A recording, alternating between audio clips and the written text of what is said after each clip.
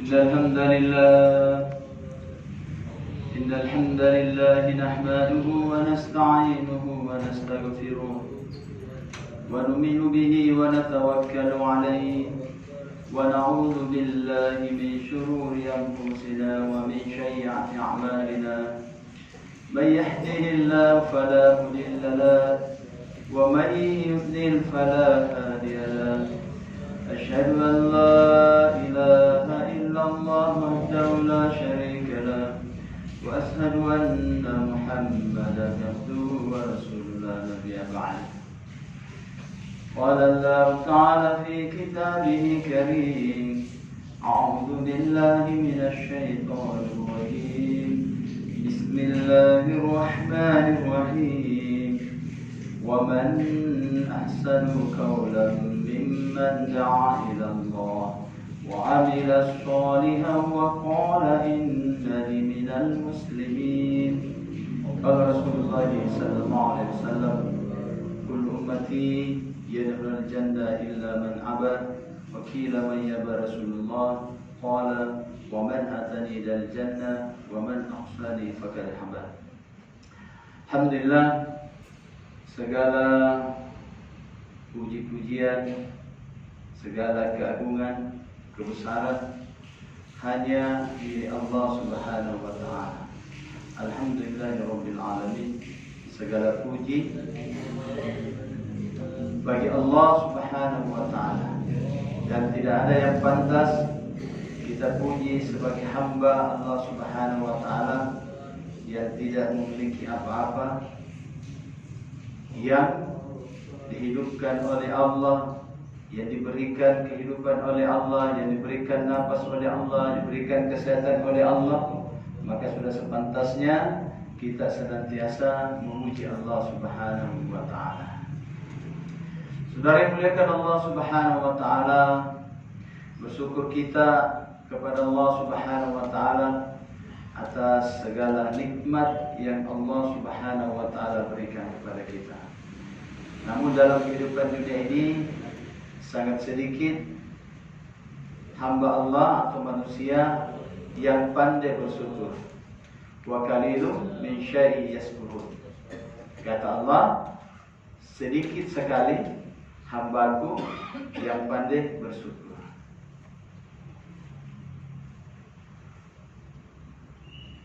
Wa qalilun min syai'in yaskurun. Sangat sedikit hambaku yang pandai bersyukur, kata Allah Subhanahu wa taala.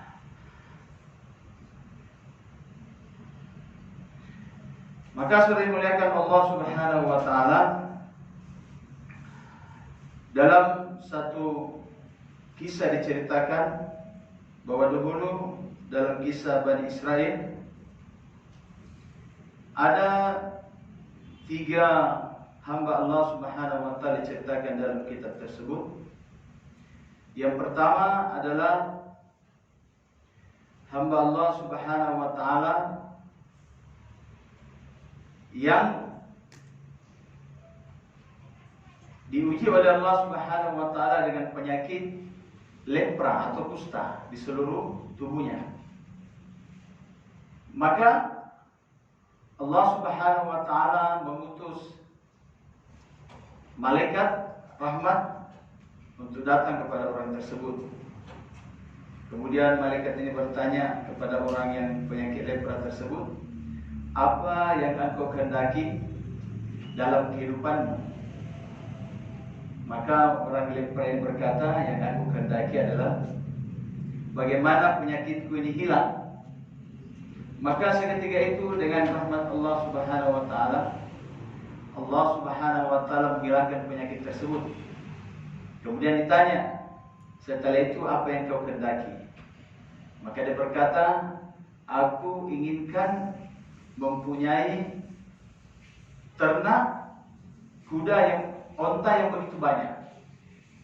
Maka saudara muliakan Allah Subhanahu wa taala, dengan kekuasaan kebesaran Allah, Allah Subhanahu wa taala berikan kepada dia onta yang begitu banyak. Kemudian dikembangbiakkan dan menjadi banyak, sehingga dia menjadi orang kaya di kalangan daripada kaumnya. yang tadinya sakit kusta, lepra, dihilangkan kustanya, lepranya, kemudian diberikan onta, kemudian dia ternakkan, dia menjadi orang kaya pada kaumnya pada saat itu. Maka yang kedua adalah satu orang yang diuji oleh Allah Subhanahu wa taala dengan dia adalah orang yang botak. Dalam kitab itu orang yang botak, kemudian di kepalanya itu penuh dengan apa? Koreng atau bisul. Penuh koreng dengan bisul. Maka Allah Subhanahu wa taala mengutus satu malaikat rahmat kepadanya. Kemudian ditanya, "Apa yang engkau kehendaki dalam kehidupanmu?" Dia katakan, "Aku ingin ini korengku ini atau bisulku ini hilang sehingga kepalaku ini menjadi seperti biasa." Maka dengan kekuasaan Allah Subhanahu wa taala, rahmat Allah taala, maka seketika itu penyakit daripada korengnya di kepalanya hilang dan dia menjadi orang yang gagah kembali. Langsung gagah, tumbuh rambutnya. Setelah itu ditanya, "Apa yang kau kehendaki?" Maka dia katakan, "Aku ingin menjadi orang yang kaya dengan memiliki banyak kuda, beternak kuda." Maka diberikan dia kuda. Dengan izin Allah diberikan dia kuda, kemudian dia ternakkan kuda itu, dia menjadi orang yang kaya. Ratusan, ribuan kudanya pada saat itu. Maka saudara mulia Allah Ta'ala, ada orang yang ketiga dalam kitab tersebut dari Bani Israel ini adalah orang yang diuji oleh Allah Subhanahu wa taala dengan penyakit buta. Penyakit buta. Maka saudara mulia Allah Ta'ala, datanglah malaikat kepada dia, kemudian ditanya kepadanya, "Apa yang engkau kehendaki?" Maka dia katakan, "Aku ingin normal kembali, mataku bisa melihat." Mataku bisa melihat. Maka atas izin Allah, matanya langsung bisa melihat. Bukan main senangnya, yang tadinya buta, tidak bisa melihat apa-apa nikmat Allah, langsung bisa melihat. Kemudian ditanya, "Apa yang kau kehendaki selanjutnya?" Dia katakan, "Aku ingin beternak kambing." Maka dikasih dia kambing. Kemudian dia beternak sehingga dia menjadi orang kaya di kaumnya. Maka saudara mulia Allah Ta'ala, setelah diberi nikmat ini, setelah berapa lama Allah Subhanahu wa taala ingin menguji hambanya ini dari Bani Israel tersebut. Mau diuji. Maka didatangkan kembali malaikat rahmat tersebut, wujud manusia, datang kepada tiga orang tersebut. Apakah dia menjadi orang yang bersyukur atau orang yang kufur nikmat setelah diberikan nikmat tadi? Maka datang kepada orang yang pertama. Siapa orang yang pertama? Orang yang sakit kusta, lepra, penuh badannya. Maka datanglah malaikat ini menjelma menjadi seperti dia dulu. Wujud manusia, penyakit lepra juga seluruh tubuhnya. Ini malaikat datang kepada dia. "Wahai hamba Allah yang kaya raya, aku ini penyakit lepra, aku ini diasingkan oleh kaumku. Maka kau lihat keadaanku, tidak ada yang berani dekat denganku. Bahkan keluarga pun juga tidak mau bersamaku. Maka aku mohon engkau rela memberikan aku 1 ekor onta." 1 ekor diminta, Pak.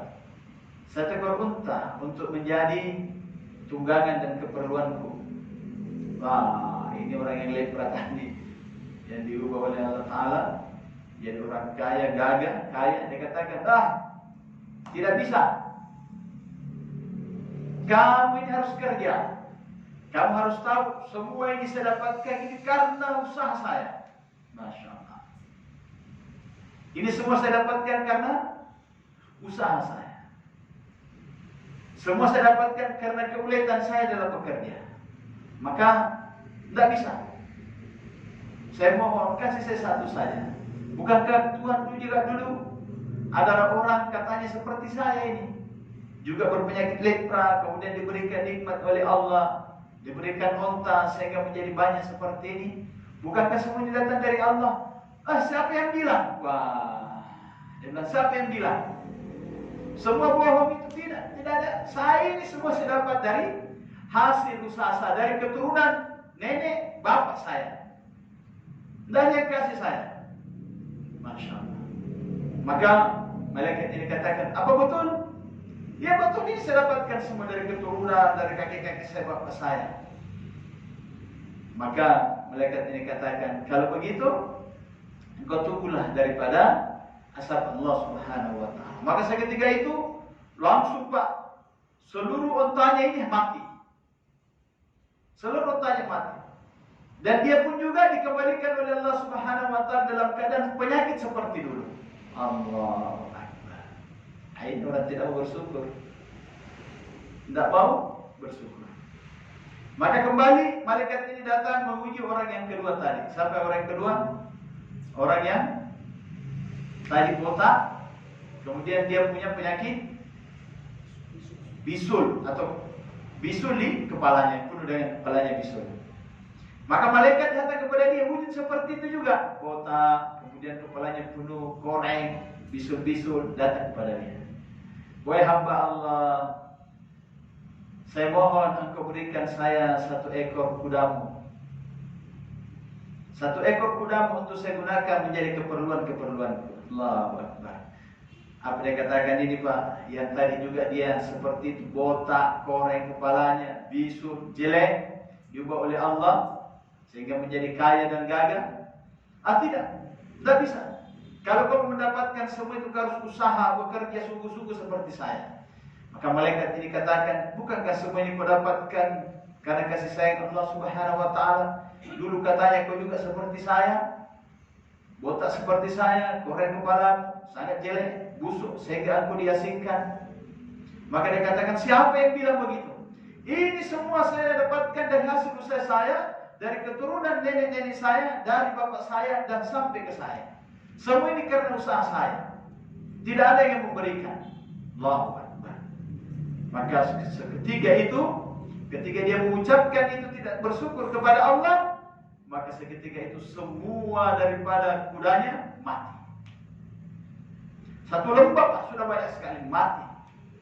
Dan dia diubah kembali oleh Allah menjadi seperti dulu, menjadi orang yang botak, koreng kepalanya, bisul-bisul, busuk, sehingga dia kembali diasingkan oleh keluarganya. Allahu Akbar. Ini Pak, kalau kita tidak pandai bersyukur, maka malaikat datang, dalam kitab itu dicerita, datang kepada orang yang ketiga. Siapa tadi orang yang ketiga? Orang Bani Israel yang buta, yang juga Allah Ta'ala menjadi orang yang bisa melihat. Kemudian diberikan kambing, kambingnya dia dengan nikmat Allah, dengan rahmat Allah, kambingnya semakin banyak, bahkan 1 lembah. Maka malaikat datang kepada dia, wahai hamba Allah, dengan wujud seperti dia, orang yang buta. Wahai hamba Allah, kasih Allah, berikanlah aku 1 ekor daripada kambingmu untuk saya gunakan untuk keperluan saya. Masya Allah. Apa dia katakan ini Pak tadi, orang yang buta diberi nikmat. Wahai hamba Allah, jangankan 1. Kenapa engkau minta 1? Dulu saya seperti kamu. Allahu Akbar. Langsung dia sebut Pak, dulu saya seperti kamu. Tadi yang 2 diingatkan malaikat, dia bilang tidak. Ini langsung dia katakan, dulu saya seperti kamu. Saya menjadi orang yang buta, yang tidak ada gunanya sehingga saya diasingkan, dibuang. Dengan rahmat kasih sayang Allah Ta'ala, Allah Ta'ala telah ubah saya, berikan penglihatan kepada saya, kemudian memberikan kambing yang banyak. Dengan rahmat Allah saya kelola begitu banyak. Wahai hamba Allah, jangan kau minta 1, minta semuanya saya kasih. Sebagai syukurnya kepada Allah Subhanahu wa ta'ala, aku minta semuanya saya kasih. Allahu Akbar. Maka saudara dimuliakan Allah Ta'ala, malaikat ini berkata, wahai hamba Allah, sungguhnya aku ini adalah malaikat rahmat yang diutus kepadamu, yang diutus Allah Ta'ala kepadamu untuk mengetahui apakah kau hamba yang bersyukur ataukah hamba yang kufur dengan nikmat-nikmat Allah Subhanahu wa ta'ala. Semenjak itu, maka kambingnya semakin banyak dan dia menjadi orang yang dermawan, dan dia dengan kedermawanannya Allah Ta'ala menjaga daripada hartanya hingga keturunan-keturunannya. Allahu Akbar. Ini kisah Pak. kisah bagaimana kita ini senantiasa harus pandai bersyukur terhadap nikmat-nikmat Allah Subhanahu wa taala yang Allah Subhanahu wa taala berikan kepada kita. Kalau tidak, Allah Subhanahu wa taala akan memindahkan nikmat tersebut atau akan mengambil nikmat tersebut. Kalau kita bersyukur, sebagaimana tadi orang yang ketiga, Allah Subhanahu wa taala akan tambahkan nikmat kepada kita. Maka saudara muliakan Allah Subhanahu wa taala, nikmat yang terbesar yang Allah taala berikan kepada kita ini apa, Pak? Nikmat agama. Karena dengan nikmat agama ini, kesehatan kita, harta kita, potensi kita, kalau kita bawa ke dalam agama, maka seluruh nikmat ini akan besar nilainya di sisi Allah Subhanahu wa taala. Tapi sebaliknya, kalau tidak ada agama, harta kita, kesehatan kita, potensi kita, kita gunakan bukan untuk ketaatan kepada Allah, maka yang kita dapatkan adalah kelelahan, capek, dan tidak ada nilai di sisi Allah Subhanahu wa taala. Inilah hebatnya agama. Dengan membawa diri harta kita ke dalam agama, maka nilai posisi derajat kita tinggi di sisi Allah Subhanahu wa taala. Maka saudara yang muliakan Allah Subhanahu wa taala, dalam satu hadits qudsi Allah Subhanahu wa taala berfirman, "Wahai hambaku, sesungguhnya kata Allah, dunia ini aku ciptakan untuk kalian. Dan kalian, kata Allah, aku ciptakan untuk akhirat." Sekali Pak, sesungguhnya kata Allah, dunia ini aku ciptakan untuk kalian. Dan memang dunia ini untuk kita. Untuk kita. Mana yang dunia bukan untuk kita? Tidak ada untuk kita semua. Benda-benda dunia ini semua untuk kita nikmati. Yang ada di laut, ikan-ikannya, mutiaranya, untuk siapa? Bukan untuk ikan. Tapi untuk siapa? Manusia. Yang di darat, mulai tanahnya dibanguni rumah, ditanami, tumbuh ini, tumbuh lagi di tanah itu, tomat, lombok, macam-macam, bakar, apa lagi? Macam-macam yang tumbuh. Tumbuh karet, karetnya untuk digunakan manusia, tumbuh daripada apa lagi? Bisa menjadi apa? Kain, kainnya dipakai oleh manusia. Dari situ tumbuh pohon, dimakan oleh hewan. Hewannya besar, kita potong, dimakan lagi. Semua perjalanan proses kehidupan ini untuk manusia. Ada kebutuhan untuk manusia? Semua untuk manusia. Tumbuhan tumbuh, datang sapi makan. Dengan makanan itu Allah Ta'ala dengan secara goibiyah mengolah makanan itu menjadi susu pada sapi. Kemudian diperas itu susunya sapi. Siapa lagi yang minum? Bukan sapinya lagi yang minum. Siapa yang minum? Manusia lagi yang minum. Manusia yang minum. Semua Pak. Semua yang ada di atas dunia ini semuanya untuk manusia. Sehingga Allah Ta'ala tekan dalam hadis tersebut, dunia ini aku ciptakan untuk engkau manusia, tetapi ingat, kita ini Pak diciptakan Allah untuk kehidupan akhirat. Jadi silakan menikmati kehidupan di dunia ini karena memang untuk kita. Maka datanglah bagaimana caranya supaya di dunia ini kita nanti selamat di akhirat. Karena di akhirat ini hanya dua tempat, yaitu surga dan neraka. Kenikmatan yang selama-lamanya. Dan neraka, kesengsaraan yang selama-lamanya. Diberitahu kita ada dua tempat. Maka bagaimana karena dikatakan kita ini di dunia kita tapi diciptakan untuk akhirat. Berarti kita Pak bukan makhluk dunia. Kita makhluk akhirat. Kita datang di dunia ini hanya untuk singgah sementara, menikmati ini dunia, tapi cara menikmatinya dengan kasih sayang Allah. Allah Ta'ala utus nabi, nabi, dan kepada kita umat akhir zaman Allah Subhanahu wa Ta'ala utus khataman nabi, yaitu nabi yang paling terbaik, nabi yang paling akhir, yaitu kekasih kita Muhammad sallallahu alaihi wasallam. Diutus Nabi sallallahu alaihi wasallam kepada kita. Untuk apa diutus? Untuk memberitahukan kepada kita Ini caranya, ini jalannya untuk kalian di dunia dan nanti selamat di akhirat. Sehingga agama ini Pak meliputi seluruh kehidupan. Kamu menjadi bapak, ini jalannya, caranya menjadi bapak supaya kau selamat di dunia dan selamat di akhirat. Ya Pak, diajarkanlah hadis-hadis tentang seorang bapak. Pak itu bertanggung jawab terhadap ar-rijalu kawan nisa. Laki-laki itu, bapak itu bertanggung jawab kepada wanita-wanitanya. Wanita-wanita ini kemudian ada anaknya, anak-anaknya, berarti seluruh keluarganya. Bertanggung jawab. Maka diajarkanlah kita bagaimana cara menjadi bapak yang baik. Kalau dia wanita, maka Nabi juga mengajarkan bagaimana menjadi wanita yang baik sehingga dia selamat di dunia dan di akhirat. Kalau dia sebagai pengusaha, pedagang, diajarkan oleh Nabi bagaimana menjadi pedagang yang baik sehingga selamat di dunia dan di akhirat. Kalau dia menjadi pemimpin yang baik sehingga menjadi dengan pemimpinannya ada agama yang diajarkan Nabi. Di dunia dia menjadi pemimpin yang disenangi, di akhirat nanti masuk surga.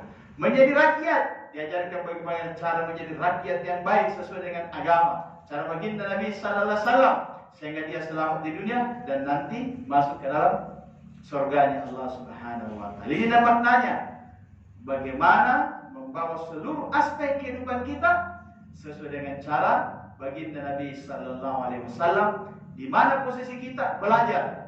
Di sini posisi saya bagaimana caranya menjalani ini kehidupan sehingga di dunia berjalan sesuai dengan agama dan nanti di akhirat kita masuk ke dalam surganya Allah Subhanahu wa taala. Ini Pak. Kita makhluk akhirat yang singgah di dunia. Untuk apa? Bukan untuk menyempurnakan dunia ini, tetapi untuk menyempurnakan agama kita.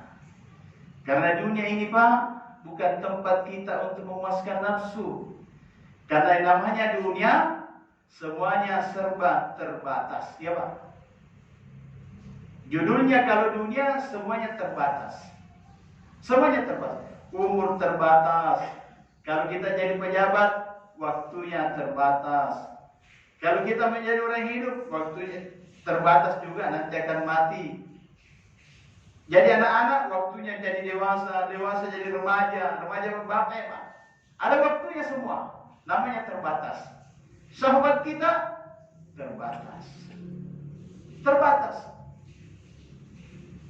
Nafsu kita terbatas. Makan kita, minum kita terbatas. Yang namanya dunia sudah dicap, ditempel, semuanya terbatas. Jadi bukan tempat untuk memuaskan nafsu kita. Di mana tempat untuk memuaskan nafsu nanti? Di akhirat, yaitu di surganya Allah Subhanahu wa taala. Maka saudara mereka Allah kita gunakan dunia ini sebagai jalan untuk menuju akhirat, yaitu masuk ke dalam surganya Allah Subhanahu wa taala. Dan untuk sampai ke sana ke dalam surganya Allah, maka di dunia inilah tempat kita buat usaha. Tempat kita buat usaha. Menjadi kaidah pada dalam kehidupan ini untuk mendapatkan dunia dan mendapatkan akhirat, yaitu di surganya Allah, itu dengan kaidah usaha. Tidak ada sesuatu yang bisa kita dapatkan di dunia ini tanpa usaha. Begitu juga tidak akan bisa kita nanti menikmati kehidupan yang nyaman selama-lamanya di surga tanpa usaha mentaati perintah-perintah Allah Ta'ala, tanpa usaha meninggalkan seluruh larangan Allah di dunia ini. Tanpa usaha mustahil kita dapatkan. Ada Pak di dunia ini sesuatu yang didapatkan tanpa usaha? Tidak ada. Hari ini kita lihat orang yang sukses dalam keduniaan, semua itu didapatkan dengan usaha. Dengan usaha. Mobil yang ada di rumah kita, rumah yang kita bangun, bahkan istri kita yang sekarang, anak-anak yang sudah menjadi insinyur kah, dokter kah, apakah dia, semua itu dengan usaha. Bukan dengan jadi begitu saja. Maka untuk nanti mendapatkan kesenangan di akhirat, maka di dunia ini adalah tempat kita untuk buat usaha. Apa usahanya? Untuk dapatkan dunia dengan usaha dunia. Untuk dapatkan agama dengan usaha agama. walladzina jahadu fina lanahdiyannahum subulana. Barang siapa yang bersungguh-sungguh dalam usahanya, kalau usaha dunia dia sungguh-sungguh, maka pasti dia dapatkan. Manjada wajada, siapa yang berjalan maka pasti dia sampai. Maka begitu juga agama, kalau kita bersungguh-sungguh untuk mentaati Allah, mentaati baginda Nabi sallallahu alaihi wasallam, maka pasti dan pasti kita akan sampai ke tempat yang nyaman nanti di akhirat, yaitu di surganya Allah Subhanahu wa taala. Maka dunia, usaha dunia, agama kita harus usaha agama. Usaha yang pertama kita buat, usaha memperbaiki iman kita. Usaha memperbaiki dan menyempurnakan iman kita. Bagaimana betul-betul keimanan kita, kalimat la ilaha illallah Muhammad Rasulullah ini betul-betul tertanam masuk ke dalam hati kita, meyakini bahwa segala sesuatu yang mendatangkan manfaat mudarat adalah Allah Subhanahu wa taala. Bahwa sesuatu yang terjadi di atas dunia ini, yang datang kepada kita, yang menimpa kita atau terhindar dari kita, semua itu datang dari Allah Subhanahu wa taala. Segala sesuatu dalam bentuk rezeki apa saja, kesehatan, sakit, rezeki yang banyak, yang sedikit, semua itu datang dari Allah Subhanahu wa taala. Tidak ada sesuatu yang bergerak, yang bergeser di atas dunia ini tanpa izin dan pengetahuan Allah Subhanahu wa taala. Tidak ada sesuatu yang menimpa seseorang atau leset dari seseorang, semua itu atas izin dan kehendak Allah Subhanahu wa taala. Maka bagaimana keyakinan-keyakinan seperti ini kita masukkan ke dalam hati kita. Allahu Akbar. Maka saudara yang muliakan Allah taala, kata alim ulama, untuk mendapatkan nur iman seperti ini, keyakinan seperti ini, maka banyak-banyak kita membicarakan tentang kebesaran dan keagungan Allah. Kebesaran dan keagungan Allah. Kemudian kita banyak memikirkan dan merenung tentang keagungan dan kebesaran Allah. Yang pertama bicarakan, yang kedua banyak merenung, memikirkan tentang kekuasaan dan kebesaran Allah Subhanahu wa taala. Karena nur iman itu adalah dengan banyak merenung tentang kekuasaan dan kebesaran Allah Subhanahu wa taala. Mau mendapatkan nurnya iman, maka banyak-banyak kita merenung. Sehingga dikatakan barang siapa yang mengenali dirinya, maka dia akan mengenali Allah. Barang siapa yang mengenali dirinya, maka dia akan mendapatkan nur ma'rifatullah. Mengenal Allah ini Pak, tidak usah kita jauh-jauh. Kita lihat saja di depan rumah kita, banyak merenung dengan melihat ciptaan Allah. Lihat daripada pohon mangga di depan rumah kita, ternyata ada pohon mangga. Pohon mangga ini berasal dari mana? Dia bukan tumbuh langsung dari satu apa? Biji mangga. Kemudian biji mangga ini hanya disiram-siram. Tidak pernah juga disiram yang manis-manis. Tidak pernah disiram kasumba merah atau kasumba kuning. Tidak pernah. Disiram air apa? Biasa air selokan disiram. Kadang air ledeng, kadang air sumur. Tidak pernah Pak kita siram yang berwarna, yang pemanis, tidak pernah. Maka dia tumbuh. Tidak pernah kita menyangka bijinya ini ada ternyata pohon yang besar nanti yang kokoh. Waktu jadi buah apa?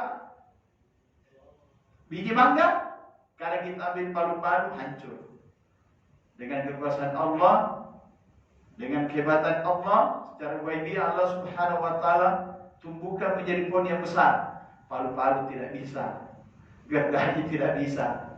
Disinso saja setengah mati coba. Kuat, besar.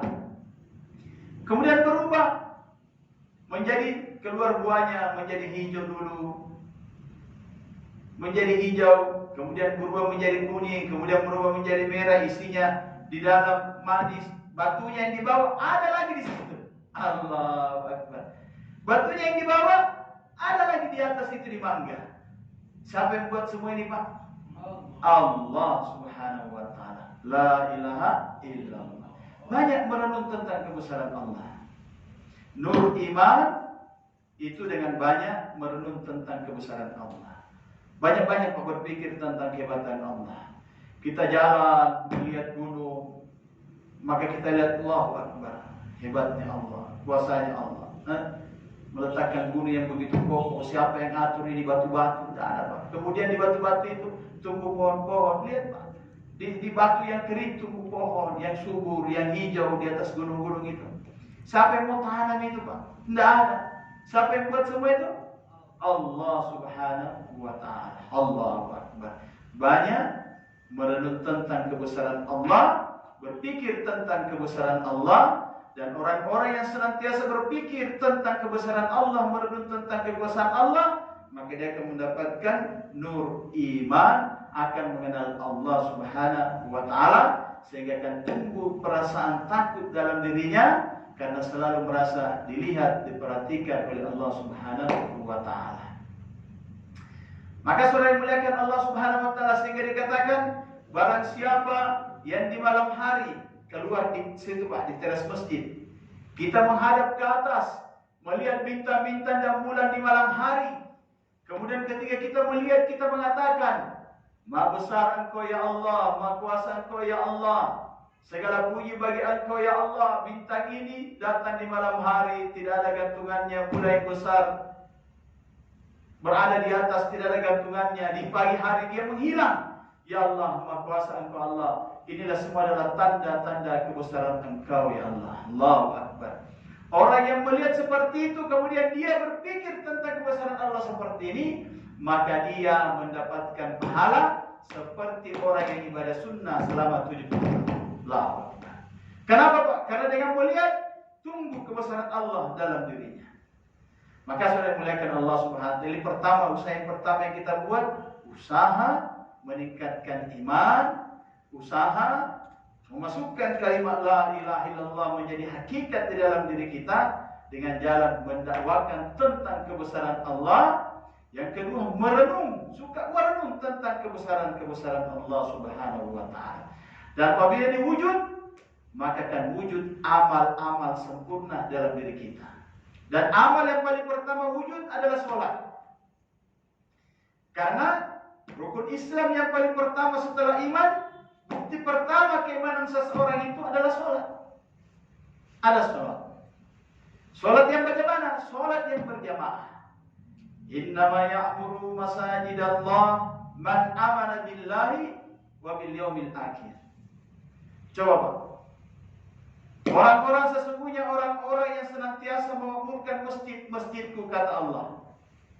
Masjid-masjidku, kata Allah. Di mana saja dia berada, Pak. Dia di kantor, ada masjid di kantornya, dia jaga sholat di situ. Dia pergi pengantin, ada masjid di gedung situ, dia sholat dulu bermasjid. Di mana dalam perjalanan ada masjid, dia singgah sholat untuk ke kampungnya, sholat dulu. Mananya barang siapa yang senantiasa memberikan masjid-masjid, kata Allah, maka sesungguhnya dia adalah orang yang beriman kepadaku dan hari akhir. Sehingga Nabi katakan, apabila engkau melihat ada orang yang selalu bolak-balik dari rumah ke masjid, maka persaksikanlah bahwa dia adalah orang-orang yang beriman kepada Allah Subhanahu wa Ta'ala. Dia adalah orang yang beriman kepada Allah Subhanahu wa Ta'ala. Jadi wujud pertama keimanan seseorang itu, Pak, adalah amalan, dilihat dari amalan sholatnya.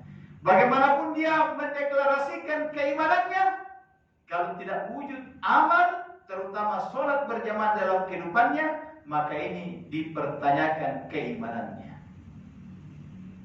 Sholat yang berjamaah.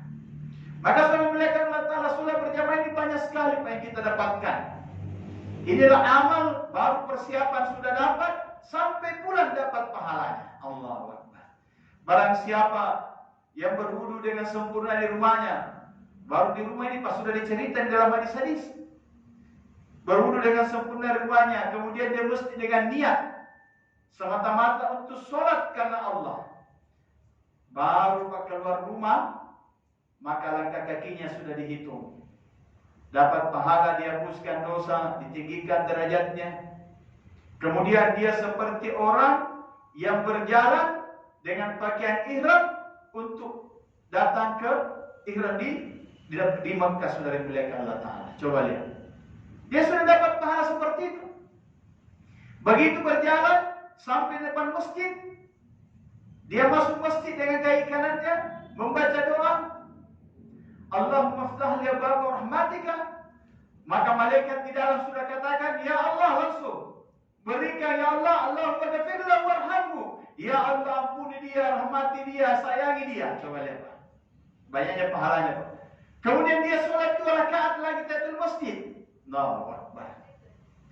Kemudian dia sholat di sebelah kanan lagi. Saf pertama di sebelah kanan. Maka Allah Ta'ala merahmati orang yang berada di saf sebelah kanan, yang berada di saf yang pertama. Subhanallah. Semua gerakan dalam sholat ini dapat pahala. Bukan hanya satu, dapat pahalanya. Sampai dulunya lagi seperti ini setelah sholat. Setelah sholat, kemudian dia istighfar. Siapa yang baca doa istighfar 3 kali setelah dia sholat, diampuni dosa-dosanya walaupun sebanyak bumi di lautan. Kemudian ditambahkan la ilaha illallah wa la syarika lah, lahul mulku wa lahul hamdu yuhyi wa yumiitu wa ala kulli syai'in qadir 10 kali, maka seluruh dosa-dosanya diampuni oleh Allah Ta'ala.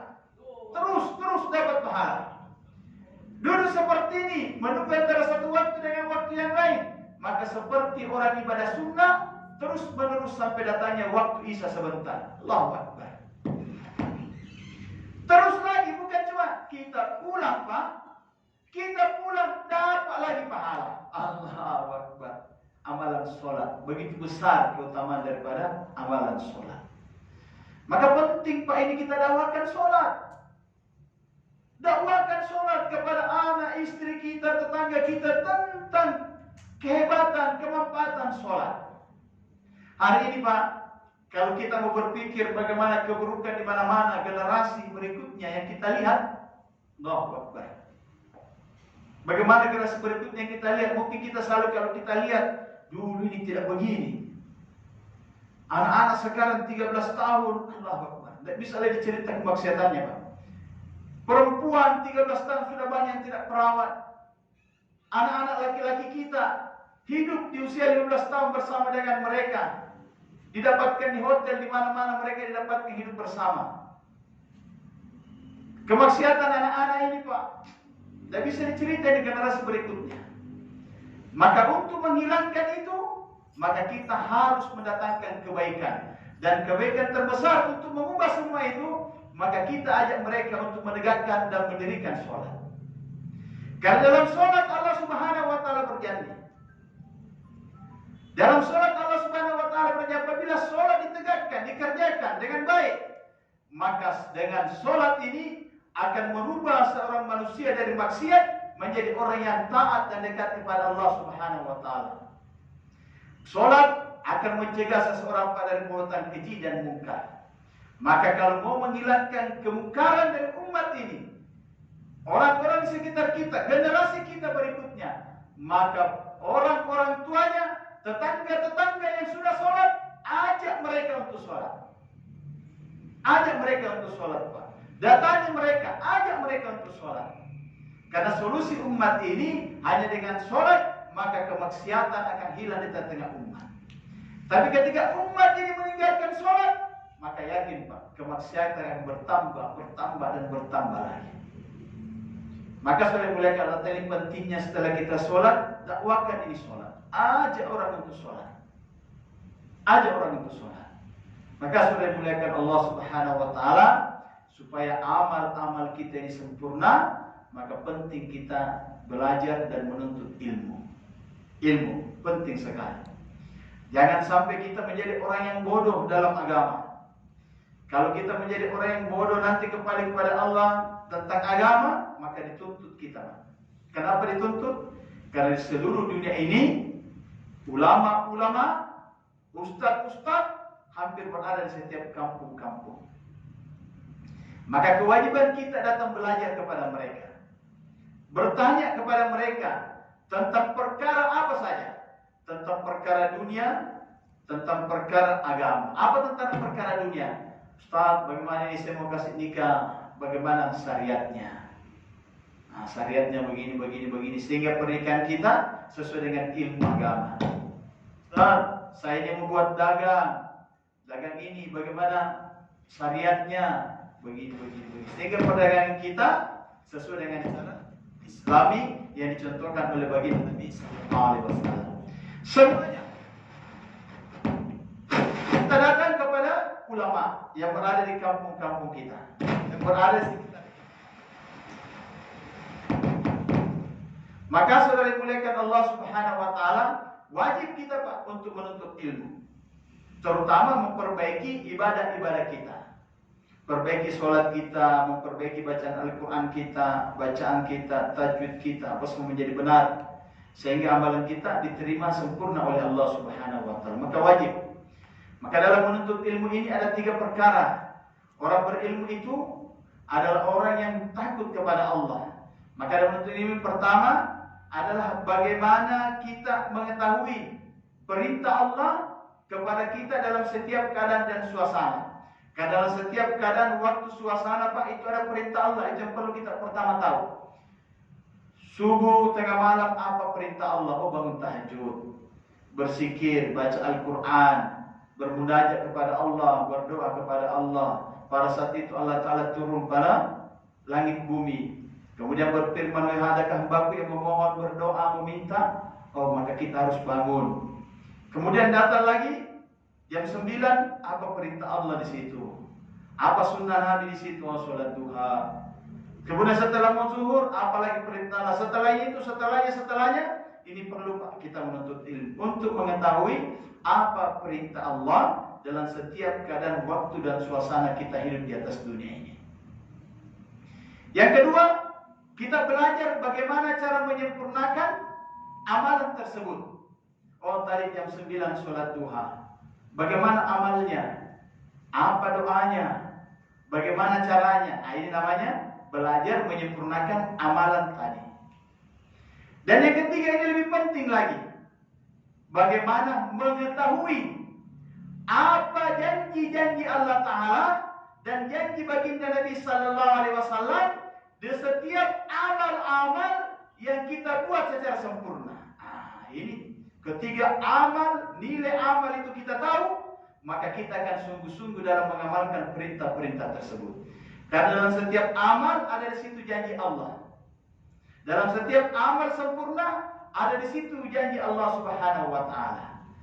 Maka saudara muliakan Allah Ta'ala, kita belajar ilmu seperti itu. Yang pertama, mengetahui apa keinginan Allah dalam setiap keadaan suasana, menyempurnakan daripada amalan tersebut, dan mengetahui apa daripada janji-janji Allah dalam setiap amalan tersebut. Enak gitu Pak, kalau kita ibadah di janjinya Allah. Itu enak sekali. Tapi kalau kita ibadah tidak mengetahui apa yang kita akan dapatkan, itu rasanya kurang nikmat ibadah. Maka saya muliakan Allah Ta'ala, agama ini Pak adalah nikmat yang besar yang harus kita syukuri. Tapi ingat, agama ini juga adalah amanah. Agama ini adalah amanah. Amanah untuk kita. Mana amanahnya? Untuk kita sempurnakan. Apa hak Allah atas hambanya? Hak Allah adalah untuk disembah. Itu amanahnya, untuk disembah. Bagaimana cara menyembah Allah? Dengan amal-amal agama. Kemudian agama ini adalah amanah. Amanah seorang bapa kepada istri dan anak-anaknya untuk menyampaikan ini agama. Amanah satu orang teman kepada temannya untuk menyampaikan ini agama. Amanah daripada satu tetangga kepada tetangganya untuk menyampaikan ini agama. Agama ini Pak amanah dan akan ditanya oleh Allah Subhanahu wa taala, apakah amanah agama ini telah kita sampaikan atau tidak. Ada 2, sebagai nikmat harus kita amalkan, jaga sholat, jaga ini. Mungkin kita selesai tembus di sini, kita bisa sempurnakan. Tapi hati-hati Pak, jangan sampai kita tidak tembus nanti dengan agama sebagai amanah.